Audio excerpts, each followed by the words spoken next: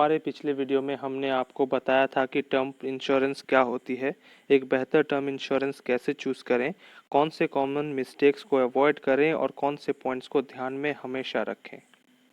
और आज के इस वीडियो में हम आपको बताने वाले हैं कि मार्केट में मौजूद सारे टर्म इंश्योरेंस में से सबसे बेहतर टर्म इंश्योरेंस कौन सी है, वो कैसे जानें और उस टर्म इंश्योरेंस को कहां से परचेस करें। आइए इस पूरे प्रोसेस को स्टेप बाय स्टेप समझ लेते हैं। कोई भी टर्म इंश्योरेंस चूज़ करने से पहले ये कैलकुलेट ज़रूर कर लें कि आपको कितने कवरेज अमाउंट की रिक्वायरमेंट है, और इससे जानने के लिए आप इन दो मेथड्स में से कोई भी एक मेथड चूज़ कर सकते हैं।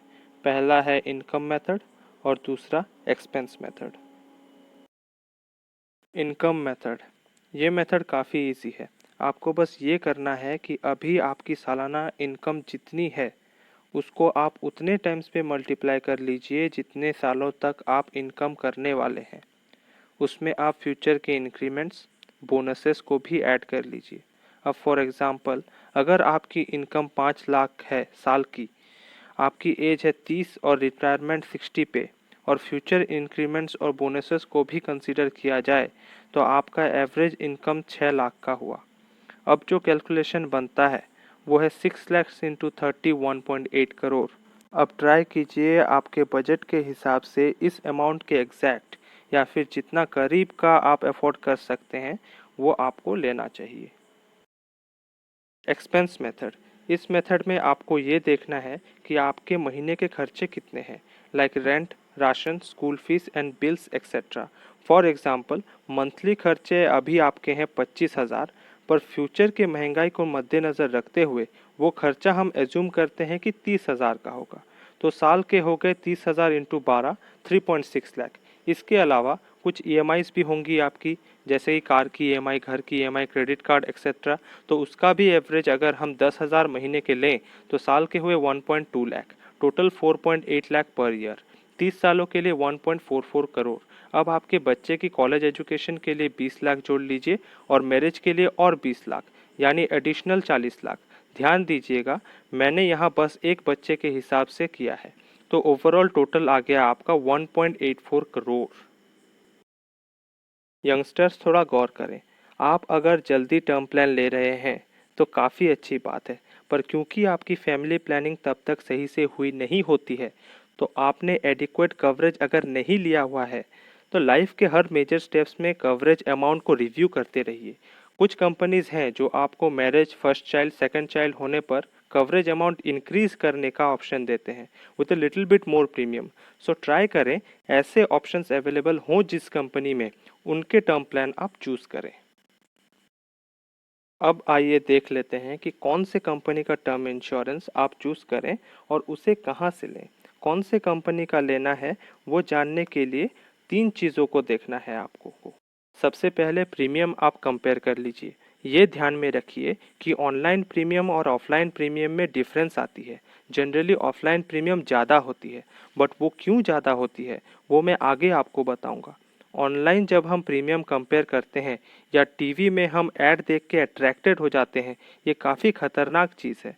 आपको ये भी देखनी है कि उस प्लान में डिसेबिलिटी कवरेज भी इंक्लूडेड है या नहीं, राइडर्स अवेलेबल है या नहीं, फ्यूचर में लाइफ स्टेजेस के हिसाब से बढ़ने का स्कोप है या नहीं। क्लेम सेटलमेंट रेशियो, अब ये एक काफ़ी इंपॉर्टेंट चीज़ है। ये बेसिकली आपको बताती है कि अगर 100 क्लेम्स हुए हैं तो उनमें से कितने में कंपनी ने क्लेम दिया। ये रेशियो अगर 90 to 95% के अबव है तो बेहतर है, यानी 100 में से 90 to 95 लोगों का क्लेम सेटलमेंट होना। अमाउंट ऑफ क्लेम सेटलमेंट, ये है सबसे इंपॉर्टेंट पैरामीटर। अब कुछ कंपनियां क्या करती हैं कि जो छोटे छोटे क्लेम्स होंगे उन्हें तो सेटल कर देंगे, बट जो 50 लाख से 1 करोड़ जैसे बड़े बड़े क्लेम्स होंगे उन्हें कोई एक बहाना बताकर रिजेक्ट कर देते हैं। इससे क्या होता है कि उनका क्लेम सेटलमेंट रेशियो काफ़ी अच्छा दिखने लगता है और लोग अट्रैक्टेड होकर उनके प्रोडक्ट लेते हैं। बट आपको ये देखना है कि कौन सी कंपनी बड़े क्लेम्स भी सेटल करती है, और उसके लिए पैरामीटर आपको हेल्प करेगा। अराउंड 90% के अमाउंट ऑफ क्लेम सेटलमेंट को अच्छा माना जाता है, यानी 10 बड़े क्लेम्स में से 9 क्लेम्स में पैसा मिलना। अब रही बात तो कि आपने कंपनी तो चूज कर लिया, पर कहाँ से लेनी है उसके लिए आपके पास दो ऑप्शंस हैं, ऑनलाइन भी है और ऑफलाइन भी। बट मैं पर्सनली कभी भी ऑनलाइन की सलाह आपको नहीं दूंगा। इसलिए नहीं कि उसमें क्लेम नहीं मिलती, ऐसा नहीं है। ऑनलाइन ऑफलाइन दोनों में ही क्लेम मिलने के चांसेस सेम होते हैं। बट बात यह है कि हो सकता है आप ऑनलाइन प्रोसेस में इंटरनेट के मामले में पूरी तरह से वाकिफ़ हों, बट ज़रूरी नहीं है कि आपके नॉमिनी भी होंगे। इन फ्यूचर क्लेम के वक्त सारी प्रोसेस खुद से कर सकेंगे।